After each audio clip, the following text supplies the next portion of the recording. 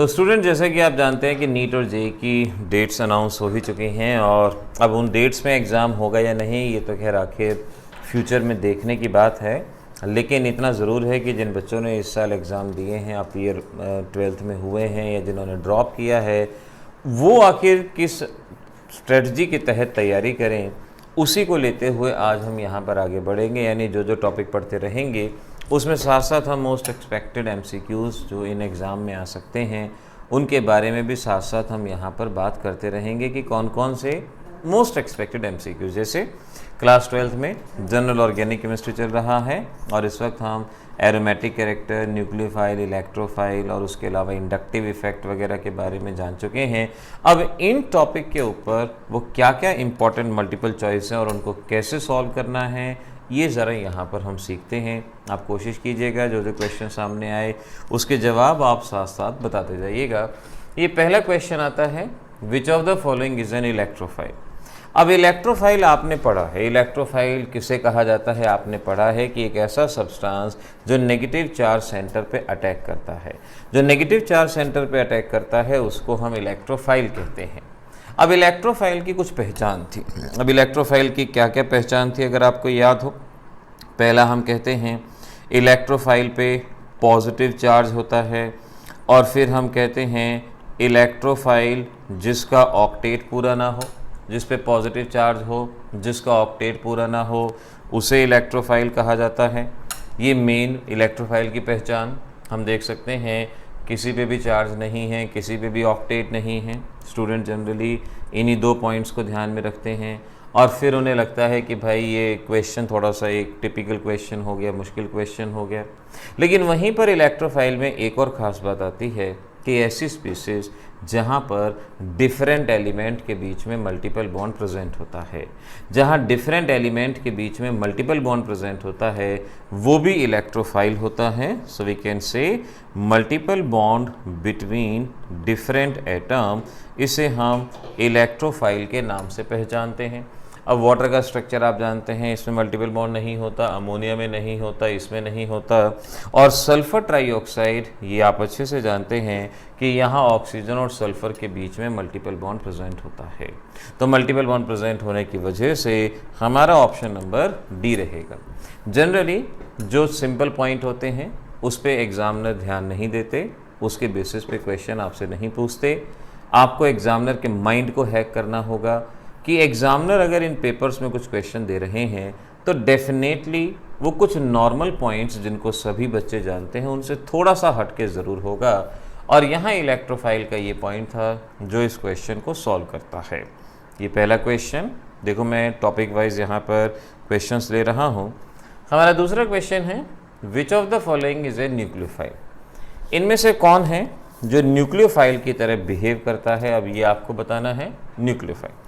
Nucleophile जो positive charge centre पे attack करता है, और पॉजिटिव चार्ज सेंटर पे वही अटैक करता है जिस पे खुद का नेगेटिव चार्ज हो या जिसके पास लोन पेयर विद ऑक्टेट। यही मैंने आपको अपने लेक्चर्स के अंदर सिखाया था। या तो नेगेटिव चार्ज हो वो पॉजिटिव चार्ज पे अटैक करेगा, या लोन पेयर हो वो पॉजिटिव चार्ज पे अटैक करेगा, लेकिन ऑक्टेट होना भी ज़रूरी है। अब देखो कौन कौन न्यूक्लियोफाइल, इस पे पॉजिटिव चार्ज है तो पॉजिटिव वाला तो न्यूक्लियोफाइल होगा नहीं, तो इलेक्ट्रोफाइल होगा। यहाँ देखो न्यूट्रल है लेकिन ऑक्टेट पूरा नहीं है। कार्बन के पास एक लोन पेयर यहाँ है और 4 इलेक्ट्रॉन यहाँ होंगे, यानी ऑक्टेट पूरा नहीं है। लोन पेयर ज़रूर है लेकिन ऑक्टेट पूरा नहीं। ये भी न्यूक्लियोफाइल नहीं होगा, ये भी इलेक्ट्रोफाइल होगा। यहाँ नेगेटिव चार्ज है तो नेगेटिव चार्ज वाली चीज़ तो हम पूरा का पूरा कहेंगे कि ये हमारा न्यूक्लियोफाइल होगा। यहाँ देखो इसका ऑक्टेट पूरा नहीं है, 3 बॉन्ड बने हैं यानी 6 इलेक्ट्रॉन यहाँ है, 1 यहाँ है, 7 इलेक्ट्रॉन है। तो हर एक ऑप्शन को चेक करने के बाद हमारा ऑप्शन नंबर सी यहाँ पे परफेक्टली फिट होता है।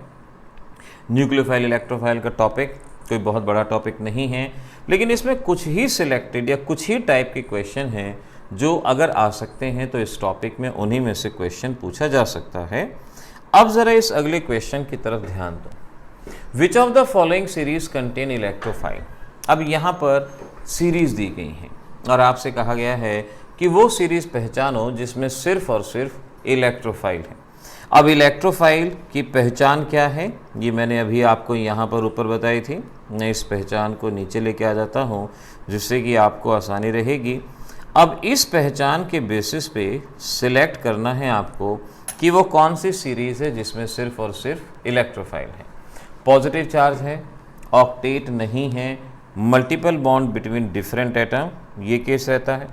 तो आप समझ पाओगे यहाँ पर अगर आप देखोगे तो इस केस में इसका ऑक्टेट पूरा है, लोन पेयर है, यानी ये तो इलेक्ट्रोफाइल नहीं होगा। अब मल्टीपल चॉइस में एक खास बात है, ज़रूरी नहीं है कि आप तीनों को कंपेयर करो, आप पहले को ही कंपेयर कर लो। पहले को कंपेयर करोगे, अगर वो आपके जवाब में फिट बैठता है तो सही है, नहीं तो आगे बढ़ो अगले ऑप्शन में। अब पूछा है कि सारे इलेक्ट्रोफाइल होने चाहिए, ये तो इलेक्ट्रोफाइल है ही नहीं, तो हमें आगे करने की ज़रूरत ही नहीं है। यहाँ देखो अमोनिया हमारे पास है, अमोनिया का ऑक्टेट पूरा है, लोन पेयर है, जो कहीं भी इलेक्ट्रोफाइल की कंडीशन से मैच नहीं करता। जब ये मैच करता ही नहीं है तो आगे को कंपेयर करने की ज़रूरत है ही नहीं। अगले में देखो AlCl3, इसका ऑक्टेट पूरा नहीं है, 6 वैलेंस इलेक्ट्रॉन है, ऑक्टेट पूरा नहीं, ये शायद हो सकता है। SO3 multiple bond between different atom, हाँ ये बात भी बनती है। NO2 पॉजिटिव चार्ज, ये बात भी बनती है। तीनों की तीनों चीज़ें यहाँ पर वो हैं जो इलेक्ट्रोफाइल की पहचान से कंसर्न रखती हैं, तो हम कहेंगे ये ऑप्शन हो सकता है। एक बार लास्ट वाले को भी चेक कर लो, आप देखोगे ऑक्सीजन का ऑक्टेट पूरा है, ऑक्टेट पूरा अगर है तो इलेक्ट्रोफाइल कैटेगरी में नहीं आता, तो ऑप्शन नंबर सी ये हमारा करेक्ट ऑप्शन यहाँ पर बनेगा। कोई भी हमें तुक्का लगाने की ज़रूरत नहीं है, हिट एंड ट्रायल मेथड की कोई ज़रूरत नहीं है। बेसिक्स क्लियर हो, पहले थ्योरी को याद किया और फिर उसके बेसिस पे MCQs को सॉल्व किया, इसी तरह से आगे बात बनती चली जाती है। अब अगले को देखो, which of the following contains only nucleophile. मैं टाइप्स ऑफ क्वेश्चन की बात कर रहा हूँ कि इस तरह के क्वेश्चन हैं जो आपसे पूछे जाते हैं। तो न्यूक्लियोफाइल में क्या पहचान थी कि भाई या तो उसके ऊपर नेगेटिव चार्ज हो या लोन पेयर विद ऑक्टेट हो, उसे न्यूक्लियोफाइल कहा जाता है। अब ये आपके पास चीज़ें हैं, वही करो। पहले वाले को भी देखो, 6 वैलेंस इलेक्ट्रॉन हैं, तो ये तो न्यूक्लियोफाइल में आएगा नहीं। यहाँ पर अगर आप देखो अमोनिया में 2 लोन पेयर भी होते हैं, 8 वैलेंस इलेक्ट्रॉन हैं, लोन पेयर है, यानी ऑक्टेट और लोन पेयर शायद हो सकता है। देखते हैं आगे, negative charge, negatively charge species, ये भी हो सकता है। ऑक्टेट विद लोन पेयर, ये बी ऑप्शन हमारे सभी क्राइटेरियाज को फुलफिल करता है। अगले को भी चेक कर लें, इलेक्ट्रोफाइल, ये 8 इलेक्ट्रॉन नहीं है, तो ये तो अपने क्राइटेरिया में आता ही नहीं।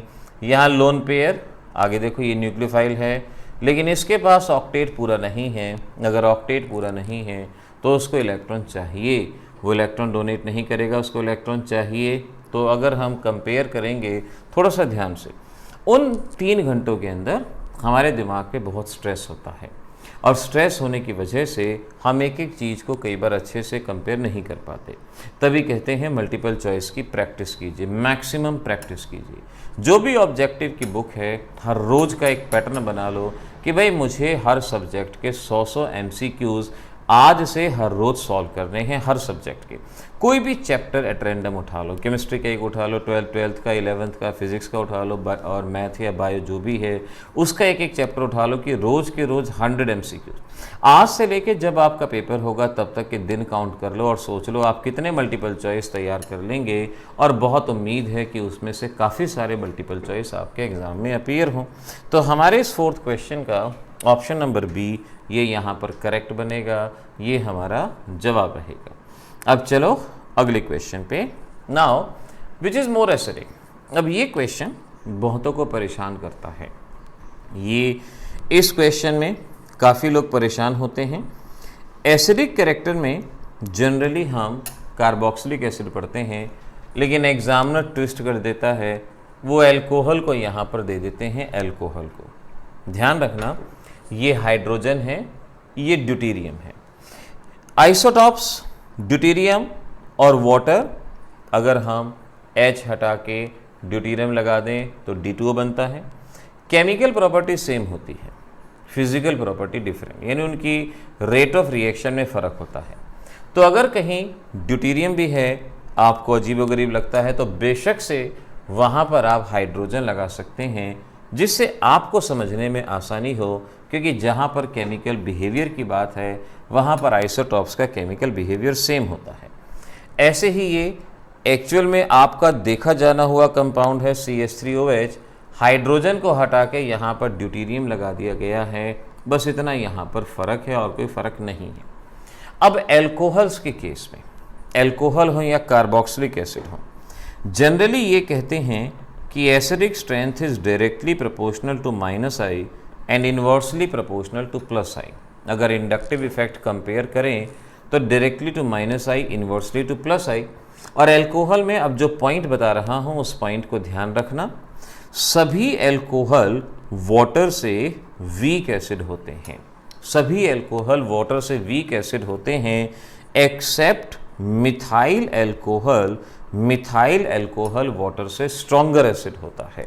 सभी एल्कोहल वाटर से वीक होते हैं, मिथाइल एल्कोहल वाटर से स्ट्रॉन्गर। हर एक कंपाउंड, एल्कोहल हो, एसिड हो, एल्डिहाइड हो, यहाँ पर अगर कोई एक्सेप्शनल बिहेवियर आता है तो वो हमेशा फर्स्ट मेंबर आता है। यानी जितने भी कार्बोक्सिलिक एसिड हैं उनमें सबसे स्ट्रॉन्गर कौन? पहला member, that is formic acid. ऐसे ही एल्डिहाइड में अगर कोई एल्डिहाइड एक्सेप्शनल बिहेवियर दे रहा है तो कौन सा होगा? पहला, फॉर्मेल्डिहाइड। ऐसे ही एल्कोहल्स में अगर कोई एल्कोहल बिल्कुल अलग बिहेवियर दे रहा है तो वो कौन सा होगा? Methyl alcohol. एल्कोहल में एक और बात ध्यान रखना कि जैसे जैसे कार्बन का नंबर बढ़ता है पॉइजनस कैरेक्टर कम होता है, पॉइजनस कैरेक्टर कम होता है। अगर मैं मिथाइल अल्कोहल कहूँगा इसमें कार्बन कम है तो इसमें पॉइजनस कैरेक्टर सबसे ज़्यादा होता है। जहरीली शराब जिसको कहा जाता है, जिससे लोग अंधे हो जाते हैं, वो मिथाइल अल्कोहल। लेकिन अगर इसमें कार्बन बढ़ेगा, इथाइल अल्कोहल अल्कोहलिक बीवरेज में इस्तेमाल किया जाता है। प्रोपाइल अल्कोहल, इसका इस्तेमाल घाव को साफ़ करने के लिए, आइसोप्रोपाइल अल्कोहल का इस्तेमाल घाव को साफ़ करने के लिए वो किया जाता है, जिसको रबिंग अल्कोहल के नाम से भी पहचानते हैं। तो अल्कोहल में जैसे जैसे कार्बन बढ़ता है वैसे वैसे पॉइजनस कैरेक्टर। देखो, हर क्वेश्चन के साथ कुछ ना कुछ इंपॉर्टेंट बातें ज़रूर बता रहा हूँ, ये अपने इंपॉर्टेंट नोट्स में साथ साथ ऐड कर लेना। तो एसिडिक कैरेक्टर अगर अल्कोहल का आता है तो आपको ये बात ध्यान रखनी है कि सभी अल्कोहल वाटर से वीक हैं लेकिन मिथाइल अल्कोहल स्ट्रॉन्ग है। नाउ दिस इज अल्कोहल और ये वाटर है, वाटर जैसा हो गया D2O। यहाँ ऑक्सीजन से हाइड्रोजन अटैच है ही नहीं, ये तो एसिड है ही नहीं। एसिड होने के लिए ज़रूरी है कि हाइड्रोजन ऑक्सीजन से अटैच हो ऑर्गेनिक कंपाउंड में, तो ये तो एसिड है ही नहीं। और ये है आपका मिथाइल अल्कोहल से रिजेंबल करता है। So now I can say C option को तो देखना ही नहीं है क्योंकि यहाँ ऑक्सीजन से हाइड्रोजन कनेक्ट नहीं है। अब ये है आपके पास मिथाइल अल्कोहल, ये है वाटर, और ये मिथाइल अल्कोहल में ड्यूटेरियम को यहाँ पर ऐड कर दिया गया है, हाइड्रोजन की जगह deuterium. Now we can understand कि मिथाइल अल्कोहल और मिथाइल अल्कोहल ये वाटर से स्ट्रॉन्गर हैं, यानी CH3OH और CD3OH ये दोनों के दोनों वाटर से स्ट्रॉन्गर हैं। अब इन दोनों में से ज़्यादा स्ट्रॉन्गर कौन होगा, इसको कंपेयर करेंगे -I इफेक्ट से। ड्यूटेरियम का -I इफेक्ट हाइड्रोजन से ज़्यादा होता है, ड्यूटेरियम का -I इफेक्ट हाइड्रोजन से ज़्यादा होता है, और -I इफेक्ट ज़्यादा होता है तो एसिडिक कैरेक्टर ज़्यादा होता है। एक टिपिकल क्वेश्चन है, इस क्वेश्चन में बहुत गलतियां होती हैं, लेकिन इसमें थोड़ा सा ध्यान रखना होगा कि -I इफेक्ट आइसोटॉप्स में अगर आप देख रहे हैं तो हायर आइसोटॉप्स का -I इफेक्ट ज़्यादा होता है, और सभी अल्कोहल वाटर से वीक लेकिन मिथाइल अल्कोहल वाटर से स्ट्रॉन्गर। इस पॉइंट को याद रखना। अब हमारा अगला क्वेश्चन ये भी एसिडिक कैरेक्टर से रिलेटेड है आपके पास, ज़रा ध्यान से देखो।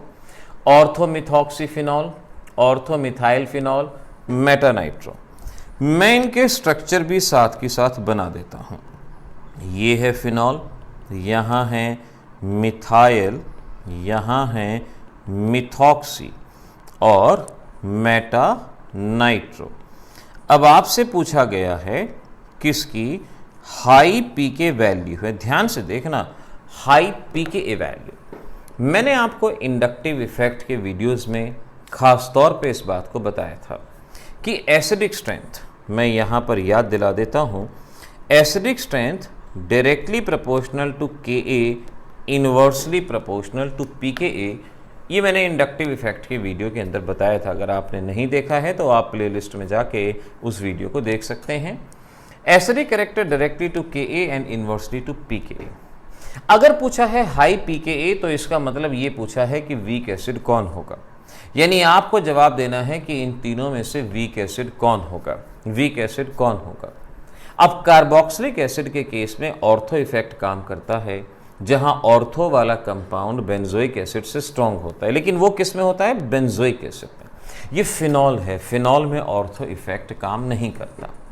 यहां पर होगा क्या, ऑर्थोमिथॉक्सीफिनॉल में इंट्रामोलिक्यूलर हाइड्रोजन बॉन्डिंग, यानी इसका हाइड्रोजन ऑक्सीजन के साथ हाइड्रोजन बॉन्ड बनाएगा और हाइड्रोजन बॉन्ड बनाने की वजह से इसका लॉस आसानी से नहीं हो पाएगा। और अगर ये अपने हाइड्रोजन का लॉस आसानी से नहीं करेगा तो ये वीक एसिड होगा, और वीक एसिड होगा तो हाई Pka वैल्यू इस कंपाउंड की रहेगी। तो इस तरह से जब कभी भी फिनॉल का क्वेश्चन आएगा, फिनॉल का हमेशा आपने ये देखना है कि क्या ऑर्थो वाला सब्सटेंस हाइड्रोजन बॉन्ड बना सकता है। हाइड्रोजन बॉन्ड कहाँ बनता है, जहाँ हाइड्रोजन फ्लोरीन, ऑक्सीजन और नाइट्रोजन के साथ कनेक्ट होता है। तो आपको अगर हाइड्रोजन बॉन्ड का कंसेप्ट याद है तो आप आसानी से इस बात का जवाब दे पाओगे कि ये वीक एसिड होगा और इसकी हाई Pka वैल्यू होगी। ये कन्वेंशनल क्वेश्चन जो कई बार हम टॉपिक पढ़ते हुए पढ़ते हैं ना, वो नॉर्मल क्वेश्चन प्रैक्टिस के लिए, लेकिन ये है मोस्ट एक्सपेक्टेड क्वेश्चन जो कॉम्पिटिटिव एग्जामिनेशन में आपको परेशान कर सकते हैं। चलिए इसकी बात करते हैं। Which of the following has high Ka value. अगर जवाब बता सकते हो तुरंत बता दो, कमेंट सेक्शन के अंदर बता दो, चैट सेक्शन के अंदर बता दो, कैसे भी। क्लोरोएसिटिक एसिड, फ्लोरोएसिटिक एसिड और ब्रोमोएसिटिक एसिड। अब मैं कुछ ऐसे कंसेप्ट यहाँ पर ले रहा हूँ जो एक साथ जैसे होने की वजह से कई बार आपको कन्फ्यूज़न में डाल देते हैं। एलिफेटिक कंपाउंड है क्लोरो, फ्लोरो और bromo, high Ka value. High Ka value से हमारा सीधा सा मतलब है कि कौन इनमें से स्ट्रॉन्ग एसिड होगा, और acidic character is directly proportional to minus I effect, जैसे कि मैंने अभी आपको बताया। क्लोरीन, फ्लोरीन और ब्रोमीन ये सब्स्टिट्यूएंट हैं और इन सभी में माइनस आई इफेक्ट किसका ज़्यादा है, फ्लोरीन का। तो इसमें ज़्यादा परेशान होना नहीं, क्योंकि फ्लोरीन मोस्ट इलेक्ट्रोनेगेटिव हो गया इन तीनों में से, और इसी का माइनस आई इफेक्ट सबसे ज़्यादा है, और ये हमारा यहाँ पर जवाब बन जाएगा, इसमें कोई प्रॉब्लम नहीं आएगी। लेकिन ज़रा इस अगले क्वेश्चन की तरफ ध्यान दो, यहाँ देखो क्या जवाब बनता है। Which is more basic, which is more basic. अब स्टूडेंट जब ऐसे क्वेश्चन को देखते हैं तो पजल हो जाते हैं। अभी कुछ देर पहले मैंने एक क्वेश्चन दिया था और वहाँ पर एल्कोहल के बारे में मैंने पूछा था which is more acidic, which is more acidic, और यहाँ पर मैंने क्वेश्चन पूछ दिया विच इज़ मोर बेसिक। अब इस बात को समझो कि एल्कोहल एम्फोटेरिक होते हैं। Alcohols are amphoteric in nature. Amphoteric का मतलब एसिडिक भी होते हैं, बेसिक भी होते हैं। ये अपने प्रोटॉन का लॉस कर सकते हैं तो ये एसिडिक होते हैं, और ये लोन पेयर का लॉस भी कर सकते हैं और इसीलिए ये बेसिक भी होते हैं। तो एसिडिक भी हैं और बेसिक भी हैं। यहाँ पूछा है कि कौन ज़्यादा बेसिक है। बच्चे इसी बात पे गौर नहीं करते, वो ध्यान नहीं दे पाते। तो बेसिक कैरेक्टर के लिए directly proportional to plus I, inversely proportional to minus I, आपको ये कंसेप्ट सिखा रखा है। आप समझ जाओ, ये मिथाइल है, ये इथाइल है, दोनों में से प्लस आई इफेक्ट किसका ज़्यादा, इथाइल का, और प्लस आई इफेक्ट ज़्यादा होने की वजह से यही आपका स्ट्रॉन्गर बेस होगा, ये स्ट्रॉन्ग बेस की तरह बिहेव करेगा।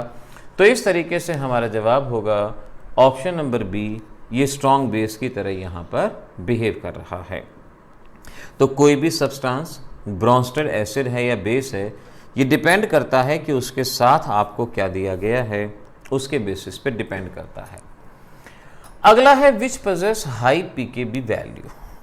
ऑर्थोमिथाइल एनिलीन एंड ऑर्थोइथाइल एनिलीन, ये है ऑर्थोमिथाइल और ये है ऑर्थोइथाइल।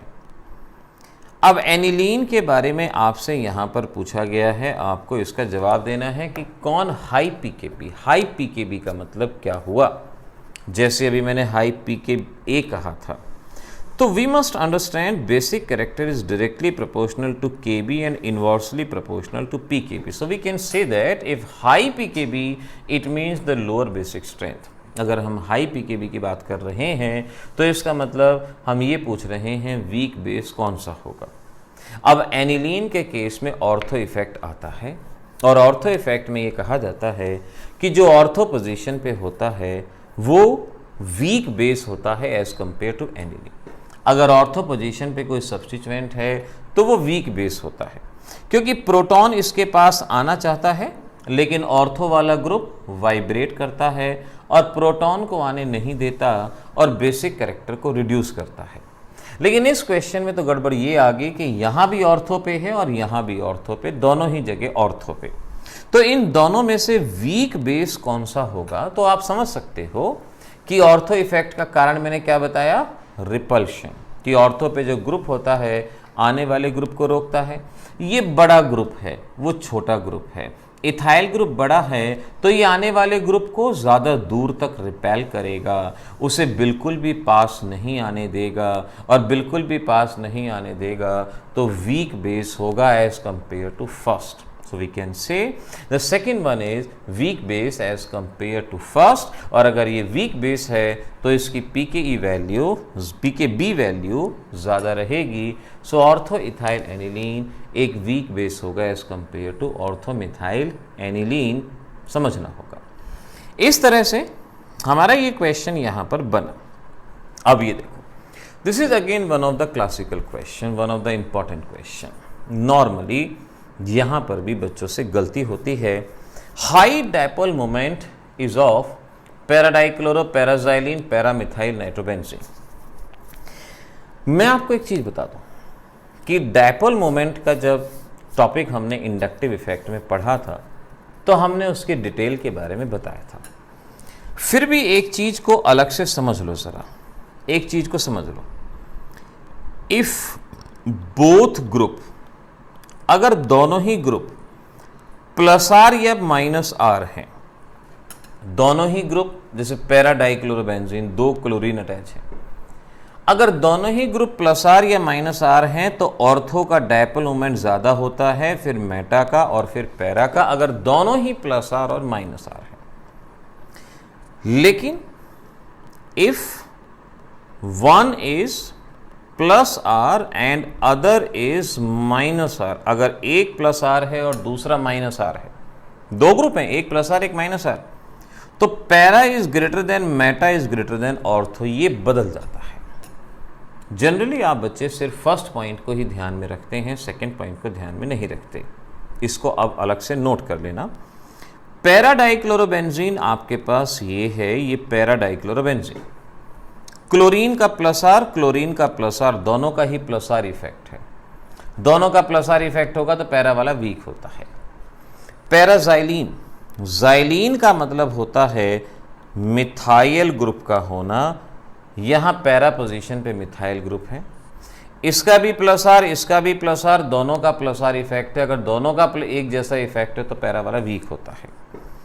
पैरामिथाइल नाइट्रोबेंजीन ये है, और यहाँ पर आप समझो कि NO2 माइनस आर है और CH3 प्लस आर है। NO2 minus are, CH3 plus are, यानी एक प्लस आर और एक माइनस आर।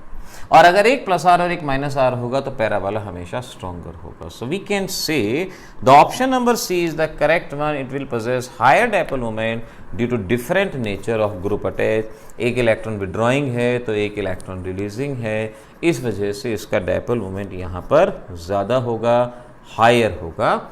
डायपोल मोमेंट का ये क्वेश्चन और ये टॉपिक इसको अलग से ज़रूर नोट करके रखना, इंपॉर्टेंट रहता है। ये कार्बोकैटायन का क्वेश्चन आ गया। कार्बोकैटायन तो आपने रिसेंटली अभी पढ़ा है। विच इज़ मोर स्टेबल पूछा गया, विच इज़ मोर स्टेबल, कौन है ज़्यादा स्टेबल इसके अंदर। अब कार्बोकैटायन के फैक्टर याद रखो। पहला फैक्टर मैंने क्या बताया था? पहला फैक्टर था एरोमेटिक, एंटी एरोमेटिक। जो एरोमेटिक होता है सबसे ज़्यादा स्टेबल होता है। एरोमेटिक ना हो तो रेजोनेंस देखते हैं, रेजोनेंस ना हो तो हाइपर कंजुगेशन।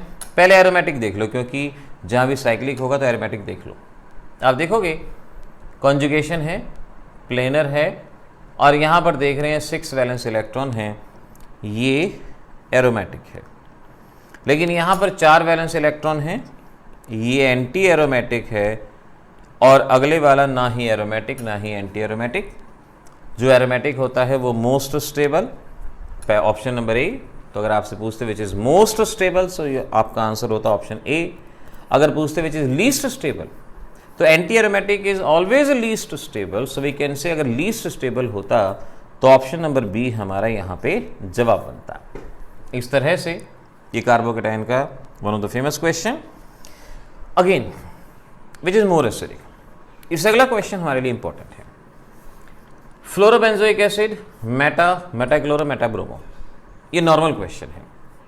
इसमें मैं ये नहीं कहूँगा कि बहुत ज़्यादा क्या है, क्या नॉर्मल क्वेश्चन है। मेटा पोजीशन पे ये ग्रुप अटैच है।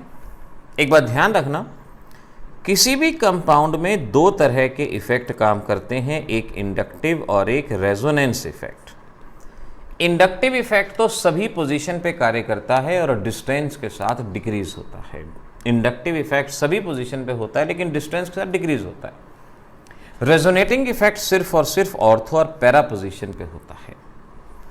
हैलोजेंस का यानी फ्लोरीन, क्लोरीन, ब्रोमीन, आयोडीन, इनका इंडक्टिव इफेक्ट तो -I होता है और रेजोनेटिंग इफेक्ट +R होता है। रेजोनेटिंग इफेक्ट +R होता है, इंडक्टिव -I होता है। अब मेटा पोजीशन पे रेजोनेटिंग इफेक्ट तो होगा नहीं, सिर्फ इंडक्टिव इफेक्ट होगा, और जिसका -I इफेक्ट ज़्यादा होगा वही ज़्यादा एसिडिक होगा, क्योंकि आप जानते हैं acidic character is directly proportional to -I। Fluorine, chlorine, bromine में से ज़्यादा -I इफेक्ट किसका होता है? फ्लोरीन का। तो metafluorobenzoic acid is stronger than the chloro and the bromo one, तो ये उससे ज़्यादा स्ट्रॉन्गर है, एक नॉर्मल सा कंसेप्ट। लेकिन ज़रा इस क्वेश्चन पे, और यहाँ मैंने 2 ही ऑप्शन लिए हैं, पैराफ्लोरो और पैराक्लोरो। एक है आपके पास पैराफ्लोरोबेंजोइक एसिड, पैराफ्लोरो। नाउ पैराक्लोरो, अब पैरा पोजीशन इतनी दूर होती है कि पैरा पोजीशन पे इंडक्टिव इफेक्ट काम नहीं कर पाता। वैसे इंडक्टिव इफेक्ट सभी पे काम करता है, डिस्टेंस के साथ डिक्रीज होता है। पैरा पोजीशन इतनी दूर हो जाती है कि इंडक्टिव इफेक्ट इतना मिनिमम होता है कि हम उसको नेग्लेक्ट कर सकते हैं। हमने उसको नेग्लेक्ट कर दिया। अब आपको रेजोनेटिंग इफेक्ट देखना है। रेजोनेटिंग इफेक्ट, इसका भी +R है और इसका भी +R है, दोनों का +R है। अगर +R इफेक्ट होता है तो एसिडिक कैरेक्टर कम होता है, माइनस इफेक्ट होता है तो एसिडिक कैरेक्टर ज़्यादा होता है। अब इन दोनों में देखो, फ्लोरीन में लोन पेयर होता है 2p के अंदर, और कार्बन के अंदर जो इलेक्ट्रॉन ट्रांसफर होता है वो भी किसमें होता है? 2p के अंदर। रेजोनेंस के दौरान 2p से 2p में इलेक्ट्रॉन का ट्रांसफर होगा। क्लोरीन में लोन पेयर 3p में होता है, कार्बन में 2p में होता है, क्लोरीन में 3p से 2p में होता है। अब इस बात को हमेशा याद रखना कि +R effect of fluorine is greater than +R effect of chlorine. Fluorine का +R इफेक्ट ज़्यादा होता है क्योंकि यहाँ पे रेजोनेंस के दौरान 2p से 2p में इलेक्ट्रॉन का ट्रांसफर होता है। क्लोरीन में +R इफेक्ट कम होता है क्योंकि इलेक्ट्रॉन का ट्रांसफर 3p से 2p में। तो +R effect of fluorine is more than +R effect of chlorine, और जिसका +R इफेक्ट ज़्यादा होता है उसका एसिडिक कैरेक्टर कम होता है। तो इसका एसिडिक कैरेक्टर कम होगा और इसका एसिडिक कैरेक्टर ज़्यादा होगा। ये क्वेश्चन इंपॉर्टेंट इसीलिए है क्योंकि बच्चे इस क्वेश्चन के अंदर फ्लोरीन देखते ही फ्लोरीन को मार्क कर देते हैं। एग्जामिनर इस बात को जानते हैं कि स्टूडेंट फ्लोरीन को मार्क करेंगे, इसीलिए वो इस क्वेश्चन को देते हैं, और ये क्वेश्चन आपका एक इंपॉर्टेंट क्वेश्चन बनेगा। लास्ट क्वेश्चन करते हैं अब। Which of the following is not an electrophile? इनमें से कौन इलेक्ट्रोफाइल नहीं है? एक बड़ा क्लासिकल क्वेश्चन है, कोशिश करो कि आपका ही जवाब आ जाए। कौन इलेक्ट्रोफाइल नहीं? और ये मैंने खास तौर पे जब टॉपिक कराया था, लेक्चर बताया था, उसके अंदर भी आपको बताया था कि कौन इलेक्ट्रोफाइल नहीं है। ऑक्टेट पूरा नहीं है, ऑक्टेट पूरा ना हो तो इलेक्ट्रोफाइल होता है, ऑक्टेट पूरा नहीं है, ऑक्टेट पूरा नहीं है, ऑक्टेट पूरा नहीं है, तो थियोरेटिकली तो चारों इलेक्ट्रोफाइल हैं। लेकिन इस टॉपिक के दौरान मैंने खास तौर पे आपसे ये कहा था कि BF3 सबसे ज़्यादा बार पूछा गया क्वेश्चन है। BF3 में मैंने बताया था फ्लोरीन पी पाई बैक बॉन्डिंग करता है। मैं याद दिला दूं, बोरॉन के पास वेकेंट ऑर्बिटल होता है, फ्लोरीन का साइज छोटा होता है और फ्लोरीन का साइज छोटा होने की वजह से फ्लोरीन अपने इलेक्ट्रॉन पेयर को बोरॉन को ट्रांसफर कर देता है पी पाई बैक बॉन्डिंग।